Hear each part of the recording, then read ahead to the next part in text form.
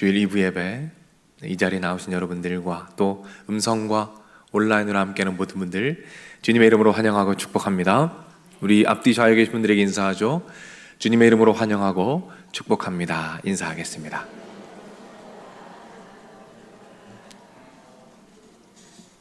네, 감사합니다. 오늘은 맥주 감사주일로 하나님께 예배를 드리고 있습니다. 맥주 감사주일은 매년 7월 첫째 주에 드려지는 예배입니다. 그 의미는 상반기 지난 6개월간 하나님이 주신 은혜들 그리고 열매들에 대해서 감사하면서 하나님께 예배드리는 날이 바로 맥주 감사주일입니다. 지난 6개월간 참 많은 감사의 제목들이 있었어요. 그 모든 감사의 제목들, 하나님께서 주신 것들, 그리고 우리 주변에 우리와 함께 해주신 모든 분들께 우리 감사의 마음을 담아서 우리 박수로 하나님께 영광을 올려드리겠습니다. 네, 지난 6개월간 함께 해주시고 또 수고해주신 모든 분들께 마음을 다하여 진심으로 감사드립니다. 네, 오늘 계속해서 우리 바울을 만나보도록 할 텐데요. 바울이 예수님을 만났습니다. 그리고 변화되었죠. 그리고 사역이 시작됩니다. 특별히 바울이 안디옥 교회라는 교회에서 목회를 시작하는데 그 교회에서 선교사 파송을 받게 됩니다. 그리고 그때 드디어 그 유명한 바울의 1차 선교 여행이 시작이 됩니다. 1차 선교 여행 중에서 이 구브로라는 섬이 있는데 그 섬에 바보라는 도시가 있어요. 이름이 참 특이하죠. 바보라는 도시에서 있었던 일에 대한 말씀입니다. 오늘은 관심이라는 제목으로 여러분과 말씀을 나누도록 하죠. 우리는 누군가로부터 관심 받기를 원합니다. 관심을 기대하죠. 그러나 관심 받기가 쉽지가 않습니다. 왜 그렇죠? 너무너무 바빠요. 바쁜 현대인들이 누군가에게 관심을 주기에는 너무나 어려운 시대입니다. 그래서 무관심합니다. 무관심하다 보니까 참 마음 아픈 일들이 많이 일어나곤 합니다. 한 사건이 있었는데요. 이게 우리나라에서 일어났다라고 믿기 어려울 만큼 참 당황스러운 일이 있었습니다. 네팔에서 한 여자분이 있었어요. 그분이 이제 일을 하기 위해서 우리나라로 오셨습니다. 이름은 이 찬드라란 분이고 당시 나이가 36이었는데 이 사진은 한참 시간이 지난 이후의 그 사진이에요. 이분이 서울에 오셔서 이 한 섬유 공장에서 일을 하셨습니다. 근데 어느 날 점심을 드시기 위해서 식당에 가셨어요. 라면을 맛있게 먹고 이제 계산을 하려고 주머니에 손을 싹 넣는데 보니까 지갑을 안 가져온 거예요. 그래서 이분이 이 지갑이 없다, 내가 가서 돈을 가져오겠다라고 한국말로 설명을 하는데 한국말이 어때요? 서투르죠. 그래서 이 말이 잘 안 되는 거예요. 근데 주인이 가만히 보니까 이상해요. 한국말을 잘 못해요. 말이 좀 이상합니다. 그리고 행색이 꾀째째한 거예요. 그래서 경찰에 신고합니다. 뭐라고 신고하냐면 여기 정신 이상자가 있습니다. 그리고 무전 취식을 하려고 합니다. 빨리 와서 잡아가세요. 경찰이 찾아옵니다. 그리고 연행을 했어요. 경찰서에 갔습니다. 똑같은 상황이죠. 이분이 상황을 설명하려고 계속 하는데 말이 안 되니까 답답해합니다. 그때 경찰들도 똑같은 결론을 내려요. 정신 이상자구나. 그리고 아무도 경청해주지 않습니다. 아무도 그분의 말을 들어주지 않아요. 그리고 이분이 청량리에 있는 한 정신병원으로 보내집니다. 거기에서 강제로 약물 치료를 받아요. 여러분, 이분이 정신병원에서 얼마나 계셨는지 아세요? 6년 4개월. 놀랍죠? 6년 4개월을 감금되어 강제로 약물 치료를 받습니다. 6년 4개월 만에 풀려나게 되었어요. 아무도 관심 갖지 않았고 아무도 경청하지 않았습니다. 참 어이없는 일이죠. 아니, 어떻게 우리 한국 땅에서 이런 일이 있을 수 있을까? 누군가 한 명이라도 관심을 가졌다면, 누군가 한 명이라도 경청했다면 이런 일이 없었을 텐데, 무관심이 낳은 마음 아픈 이야기입니다. 이것이 우리가 살아가는 이 시대의 모습을 보여주는 것 같아요. 관심을 기대합니다. 관심을 기다립니다. 그러나 누구도 관심을 주지 않아요. 무관심합니다. 서로가 무관심한 가운데 고립되어 가는 이 시대적 분위기가 있다는 것이죠. 그렇다면 이런 무관심의 시대 가운데 우리 믿는 자들은 어떻게 살아야 할까요? 우리 믿는 자들은, 하나님의 자녀들은 어떤 삶을 살아야 할까요?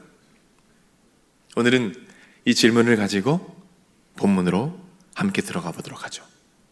오늘 본문에는 엘루마라는 마술사가 나옵니다. 바울이 복음을 전하는데 이 엘루마라는 마술사가 방해하기 시작해요. 그때 바울이 바라봅니다. 그리고 이렇게 말합니다. 당신은 이제 앞을 보지 못하게 될 것이요. 그리고 실제로 앞을 보지 못하게 됩니다. 여러분은 이 장면이 이해가 되십니까? 저는 잘 이해가 되지 않아요. 여러분 보세요. 은혜롭게 복음을 전하고 있습니다. 은혜롭게 복음을 전하다가 갑자기 분노하고 저주를 퍼붓는 거예요. 그 분노를 참지 못하고 힘으로 제압해버리는 느낌이 드는 겁니다. 전 그래서 이 본문이 잘 받아들여지지가 않았어요. 그래서 자료를 찾아보니까 이 본문에 대해서 두 가지 해석이 존재합니다. 첫 번째는 이것은 바울의 저주이다. 두 번째는 아니다. 이것은 바울의 저주가 아니다. 그리고 저는 바울이 저주한 것이 아니라는 해석을 지지합니다. 그 이유는 오늘 본문 9절 말씀에 있습니다. 자, 화면을 보고 한번 읽어보겠습니다. 바울이라고 하는 사울이 성령이 충만하여 그를 주목하고, 성경이 말씀하죠. 바울이 어떤 상황이었습니까? 성령이 충만하였습니다. 여러분, 성령이 충만하면 성령의 열매가 나타납니다. 여러분, 분노는 성령의 열매가 아닙니다. 성령 충만한 사람이 누군가 복음 사역을 반대한다고 해서 하나님이 주신 기적의 능력으로 저주하여 눈을 멀게 할 수는 없습니다. 그리고 바울이 그 이후에도 수도 없이 핍박을 받아요. 돌에 맞기도 하고 죽음의 위협을 경험하기도 합니다. 그러나 바울은 단 한 번도 저주하여 눈을 멀게 하지 않아요. 따라서 그것은 분노의 저주가 아니었습니다. 그렇다면 뭘까요? 바울은 왜 엘루마의 눈을 멀게 했을까요? 제가 이 질문에 대해서 답을 찾으려고 많은 자료들을 보다가 참 독특하고 은혜가 되는 해석 하나를 발견했습니다. 그것을 여러분께 오늘 나누려고 하는데요. 결론부터 말씀드리면 바울이 엘루마의 눈을 멀게 한 이유는 한 영혼에 대한 관심 때문이었습니다. 한 영혼에 대한 관심 때문이었어요. 바울이 엘루마를 바라봅니다. 그 바라보는 장면을 오늘 본문 9절 말씀이 이렇게 설명합니다. 우리 다시 한번 이 말씀을 화면을 보고 읽어보겠습니다. 바울이라고 하는 사울이 성령이 충만하여 그를 주목했다라고 말합니다. 이 주목하다라는 단어의 원어를 보니까 단순히 바라본 것이 아니에요. 무엇이죠? 영적인 통찰을 가지고 깊은 내면까지 꿰뚫어 보았다는 의미를 가지고 있습니다. 무슨 뜻입니까? 다시 말해서 바울이 그 영혼에게 관심을 가지고 있는 거예요. 궁금해하는 겁니다. 지금 저 영혼에게 필요한 것이 무엇일까? 그리고 깨닫게 됩니다. 아, 저 영혼에게 필요한 것은 예수 그리스도다. 예수님이 필요하다. 그리고 바울은 그 영혼이 앞을 보지 못하게 합니다. 왜일까요? 왜 앞을 보지 못하게 했을까요? 왜냐하면 바울 자신도 앞을 보지 못한 데가 있었어요. 바울 자신도 앞을 보지 못한 때가 있었습니다. 그리고 그때 무슨 일이 일어났습니까? 그때 예수님을 만났어요. 그래서 바울은 엘루마에게 자신과 똑같은 상황을 만들어줍니다. 자신과 똑같은 상황, 자신처럼 얼마 동안 앞을 보지 못하는 똑같은 상황을 만들어줍니다. 왜요? 그렇게 아무것도 할 수 없는 상황에서, 철저하게 무너진 상황에서, 영적인 교만을 완전하게 버린 상황에서 그때 자신이 경험했던 것처럼 그때 예수님을 만나는 거예요. 그때 겸손하게 주님의 음성을 듣는 것입니다. 그때 비로소 하나님께서 주신 사명을 그때 비로소 발견하게 되는 거예요. 이 놀라운 경험을, 자신과 같은 경험을 할 수 있도록 허락한 겁니다. 따라서 요약해보면 바울은 저주한 것이 아니에요. 무엇을 했습니까? 예수님을 만날 기회를 선물하고 있는 것입니다. 여러분 이해되십니까? 여러분 보십시오. 우린 여기에서 우리 하나님께서 정말 기뻐하실 만한 모습을 발견하게 됩니다. 어떤 모습입니까? 바울이 악령에 사로잡혀 있는 한 영혼에게 관심을 가집니다. 저 영혼에게 무엇이 필요할까? 저 영혼이 어떻게 하면 예수님께 더 가까이 나아갈 수 있을까에 대한 고민의 흔적이 오늘 본문에 담겨 있다는 거예요. 하나님께서 이 모습을 너무나 기뻐하시는 것입니다. 우리 옆에 있는 분들에게 이렇게 한번 물어봤으면 좋겠어요. 혹시 주무시는 분 있으면 깨우시면서 혹시 저에게 관심이 있으십니까? 이렇게 한번 물어보십시오.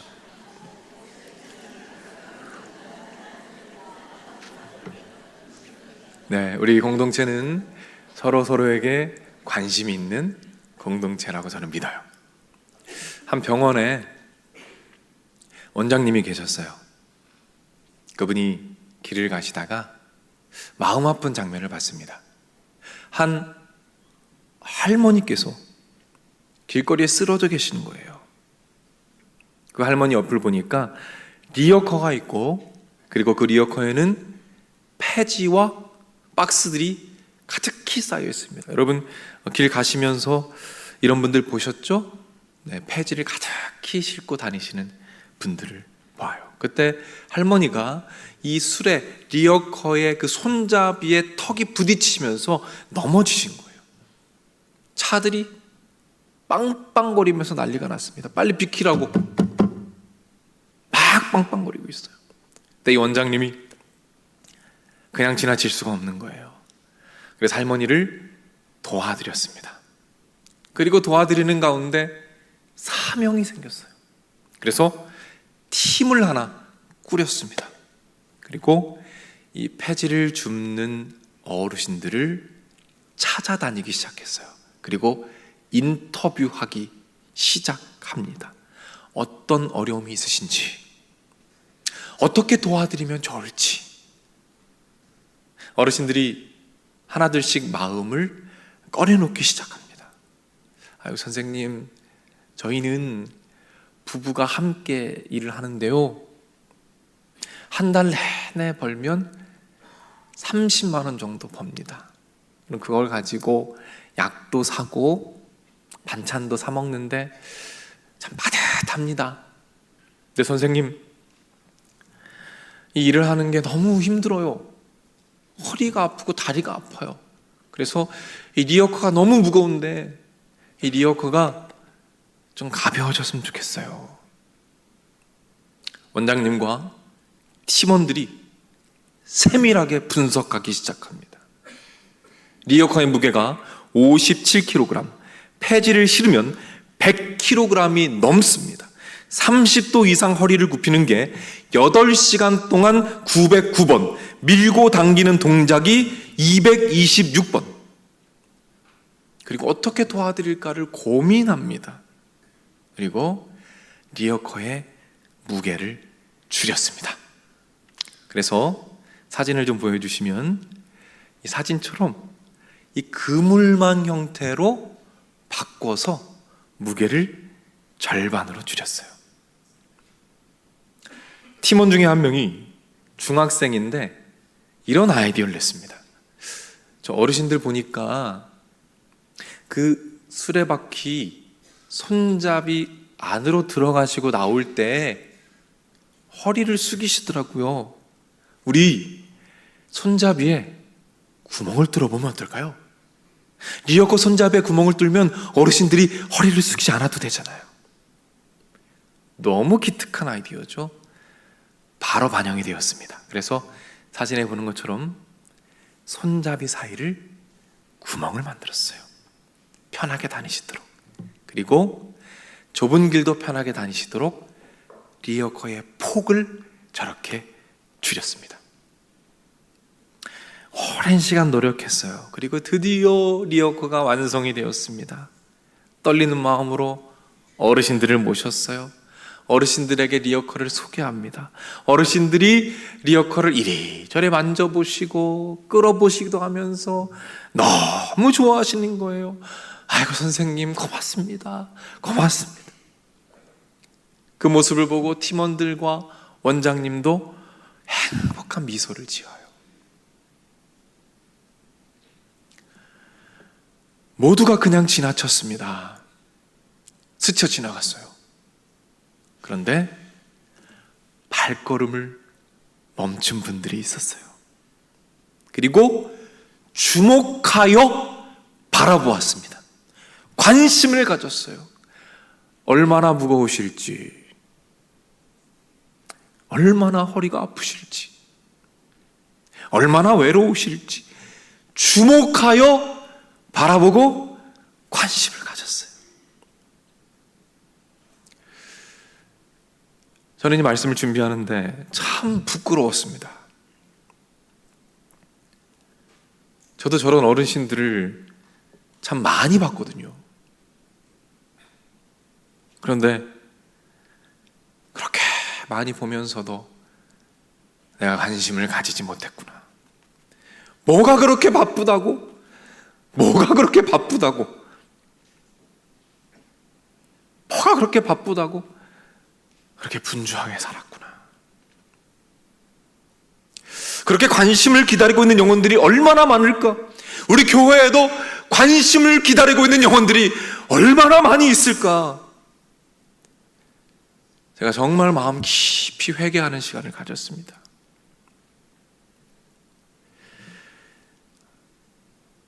우리가 설교 전반부에 이런 질문을 했었죠. 우리 믿는 자들은 이 무관심의 시대 가운데 어떻게 살아야 할까? 바울이 그 엘루마라는 한 영혼을 주목하여 바라보았던 것처럼, 그리고 우리 하나님 아버지께서도 저 하늘 보좌에 계시지만 우리에게 관심이 있으셔서 우리가 언제 속상한지, 언제 당황스러운지, 언제 무서운지, 언제 외로운지, 언제 힘든지를 누구보다 잘 아실 만큼 우리에게 관심이 있으신 것처럼 우리 또한 하나님의 마음을 우리 마음에 담고 누군가에게 관심을 주며 그들을 경청하며 그들을 섬기며 살아가는 삶, 그 삶을 우리 하나님께서 원하고 계신다는 것입니다. 우리 가까운 곳에서부터 시작해 볼까요? 우리 가족들에게로부터 시작해 보면 어떨까요? 우리 가족들이 하루 얼마나 힘든 하루를 보냈는지, 혹시 남들에게는 그렇게 꺼내놓기 힘든 그 문제들이 우리 가족들한테 있는 건 아닌지 그냥 궁금해하는 거예요. 궁금해하는 거예요. 우리 목장에 목원들이 있어요. 어느 순간부터 잘 안 보이는 목원들이 있어요.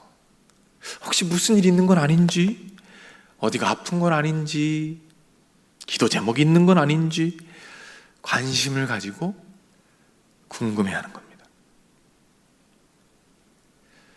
우리 지난주에는 VIP 초청 잔치가 있었죠. 정말 풍성한 너무너무 좋은 축제였어요.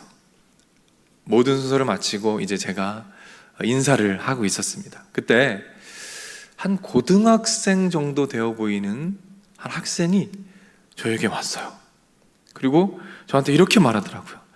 아, 목사님, 저 여기요, 저 끌려왔거든요. 저 질질 끌려왔어요. 그리고 그냥 앉아 있었어요. 근데 그냥 막 눈물이 흘러요. 그래서 펑펑 울었어요. 목사님, 저 왜 이런 거예요? 저 왜 이런 거예요? 제가 말했죠. 그게 은혜 받은 거예요. 은혜 받은 거. 여러분, 이런 소중한 영혼들을 주님께서 보내주셨어요. 300여 명의 VIP들이 오셨습니다. 65명이 처음으로 예수님을 영접하겠다고 결단했어요. 60명이 우리 교회에 등록하겠다고 결단했습니다. 64명이 예배로 다시 참여하겠다고 결단하셨어요. 얼마나 귀한 영혼들입니까? 하나님께서 보내주신 그 영혼들, 이제 막 돋아난 그 연한 새싹 같은 그 영혼들, 그 영혼들에게 우리가 조심스럽게 다가가는 거예요. 어떻게 도울 수 있을지, 그 영혼들이 어떻게 예수님께 가까이 나아갈 수 있을지, 어떤 기도가 필요한지 가까이 다가가 보는 겁니다. 그렇게요, 우리가 아무도 들어주지 않는 이야기를 예수님의 이름으로 경청하는 거예요. 들어주는 거예요. 저 영혼은 어떤 아픔이 있을까? 어떤 고통이 있을까? 그동안 어떤 삶을 살았을까? 어떤 슬픔이 있을까? 얼마나 힘들었을까? 궁금해하고 경청하는 겁니다. 그렇게 세상이 줄 수 없는, 세상에선 느낄 수 없는 따스함으로 보듬어 가는 거죠. 그 관심이 마음을 엽니다. 그 관심은 차곡차곡 쌓입니다. 그리고 그 관심이 또 다른 관심이 나옵니다. 관심을 낳습니다. 그러면 그때 어떤 일이 일어날까요? 그때 그렇게도 불가능해 보이고 세상에서는 불가능해 보이는 하나됨이 그때 가능해지는 거예요. 생각과 사상과 철학과 종교와 정치, 그 모든 생각과 사상을 뛰어넘어 예수 그리스도 안에서 하나됨을 경험하는 기적이 가능해질 줄로 믿으시길 바랍니다. 여러분, 이게 하나님 나라 아닙니까? 이게 하나님 나라예요. 이 땅 가운데 임한 하나님의 나라, 천국이 바로 그것입니다. 그렇게 하나가 되어서 함께 영원한 하나님의 나라를 꿈꾸며 함께 전진해 나가는 역사가 우리의 가정과 우리의 목장과 우리 온 세계 교회 위에 충만하게 될 것을 여러분 기대하시기 바랍니다. 이 기대와 믿음을 가지고 한 주간 승리하시는 우리 모두가 되기를 주님의 이름으로 축복합니다. 기도하겠습니다. 하나님 아버지, 오늘 말씀을 주셨습니다. 혹시라도 마음에 남겨진 감동과 결단이 있다면 그 결단 흔들리지 않게 하시고 삶 가운데 열매 맺게 하옵소서. 지난 6개월의 은혜에 감사하며 이 시간 감사 예물로 주님께 나아갑니다. 하나님, 우리의 몸과 마음도 받아 주시옵소서. 그리고 이 헌신으로 말미암아 죽어가는 영혼들이 살아나게 하시고 먹지 못하는 자들이 먹게 하시고 하나님의 나라가 확장되는 일에 귀하게 쓰임받도록 주님께서 인도해 주옵소서. 모든 것 예수님의 이름으로 기도드립니다. 아멘. 우리 시간 헌금하는 시간 가지겠습니다.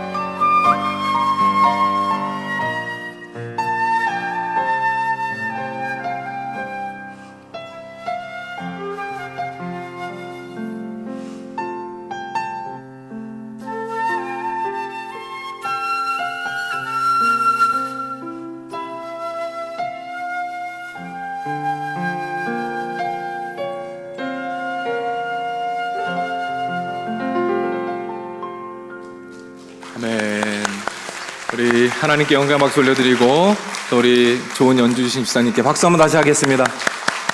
감사합니다. 우리 다 같이 자리에서 일어나겠습니다.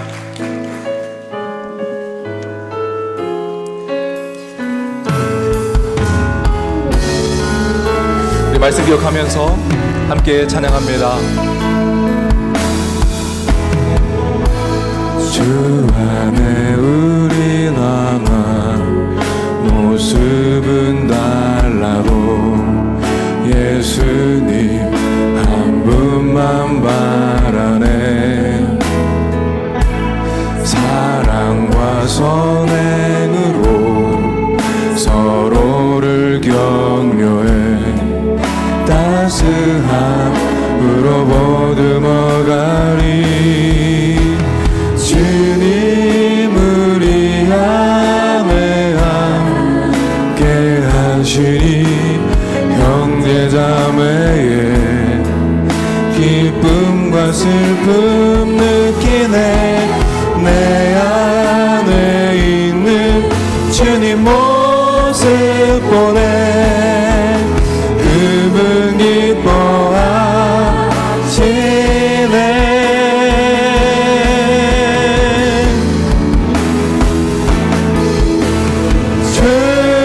주님을 통해 계획하시니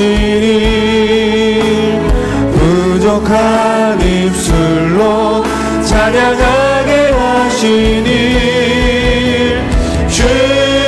주님을 통해 계획하시니 너를 통해 하시니. 우리 처음부터 찬양합니다. 주 안에 우린 하나 모습은 달라도 예수님 한 분만 바라네. 사랑과 선행으로 서로를 격려해 따스함으로 보듬어가니. 주님 우리 안에 함께 하시니 형제자매의 기쁨과 슬픔 느끼네. 내 안에 있는 주님 모습 보네. 그분 기뻐하시네.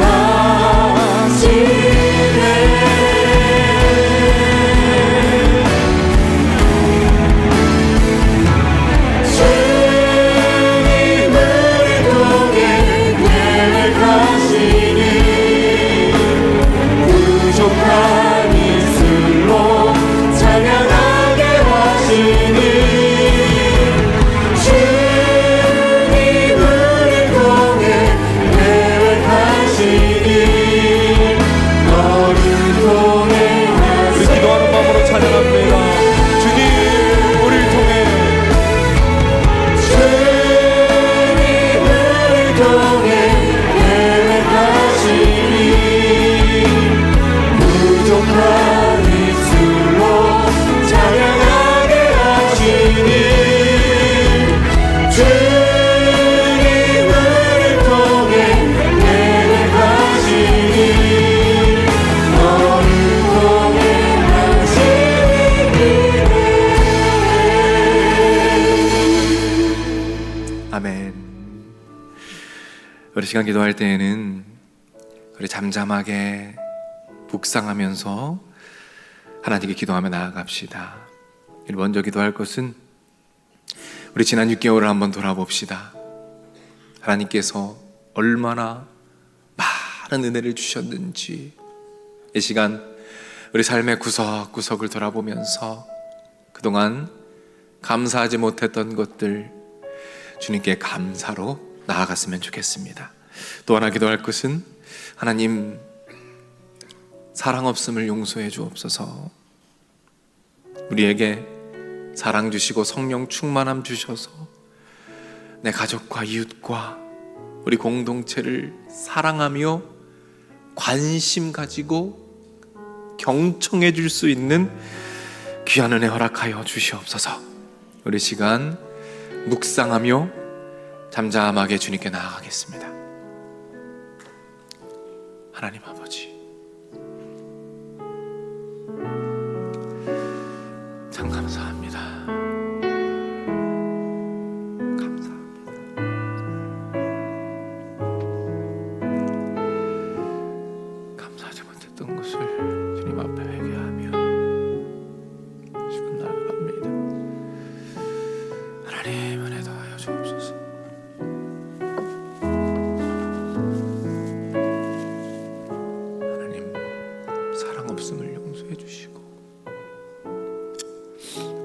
사랑도 하셔서 마음껏 사랑하는 우리가 되게 하옵소서. 하나님,